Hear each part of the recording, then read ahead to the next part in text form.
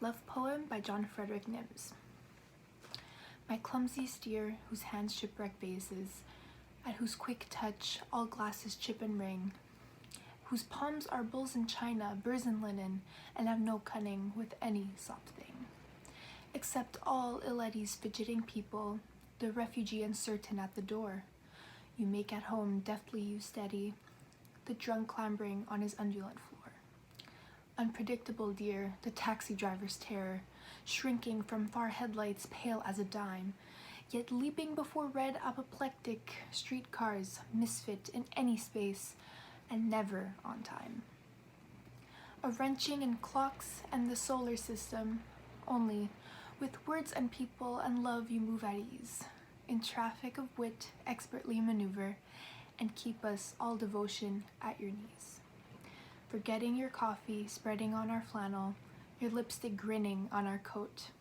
So gaily in love's unbreakable heaven, our souls on glory of spilt bourbon float. Be with me, darling, early and late, smashed glasses. I will study rye music for your sake. For should your hands drop white and empty, all the toys of the world would break. John Frederick Nims' Love Poem was published in 1947 and is a 24-line poem composed of 6 stanzas with 4 lines each, the second and fourth line rhyming in perfect rhyme, such as ring and thing, door and floor, dime and time.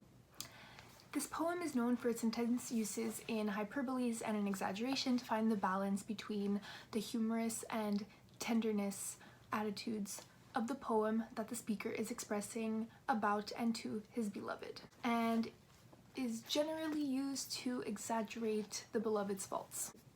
Of course, the title is very generic, but it does give the reader a subtle hint that the poem itself might not be so traditional. In the structure of the poem, we can observe the alternating pattern between the depiction of the beloved's clumsiness and awkward behavior in lines 1 and 3, and in lines 2 and 4, we can observe the speaker expressing his love for the beloved in spite of her flaws. In the first stanza, we see off the bat that the speaker points out the beloved's clumsiness by saying, "My clumsiest dear, whose hands shipwreck vases," basically saying that everything in her touch breaks because of her awkward and clumsy attitude.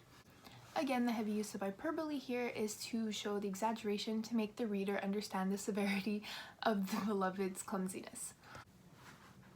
In the second stanza, there is a shift from humor to tenderness when the speaker emphasizes his beloved's comforting attitude. In lines 6 and 7, it states that she's able to make an uncomfortable refugee feel at home. Beloved is very compassionate, despite the fact that she is a little bit clumsy. In the third stanza, the air shifts back to humorous when he depicts his beloved's awkwardness once again by saying that she is a taxi driver's terror, obviously emphasizing her lack of depth perception in line 9. The speaker also emphasizes his beloved's lack of punctuality when he says that she is never on time in line 12. In the fourth stanza, the air becomes a lot more admirable when the speaker talks about his beloved's expertise in the control of her words.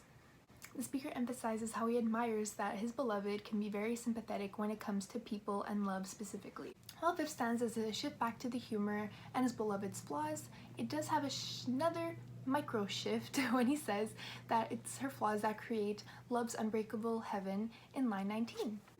We thus basically observe that the speaker starts to become a lot more sympathetic in saying that it's her flaws that what makes her the person that he loves.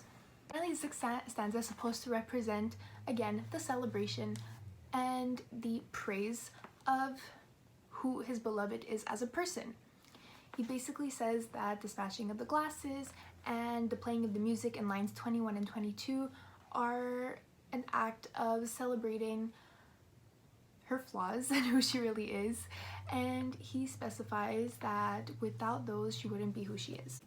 Finally, the last 2 stanzas, lines 23 and 24, where he says, "For should your hands drop white and empty, all the toys of the world would break," basically saying that without her imperfections, his life would be uneventful and thus deprived of joy if his beloved wasn't so imperfect. All this to say that the theme of this poem is basically that despite our beloved's imperfections, we should love them in spite of that. I chose this poem because, being a young adult myself, I do understand how difficult it is to sometimes accept our loved ones' imperfections and sometimes toxic traits despite the fact that we love them.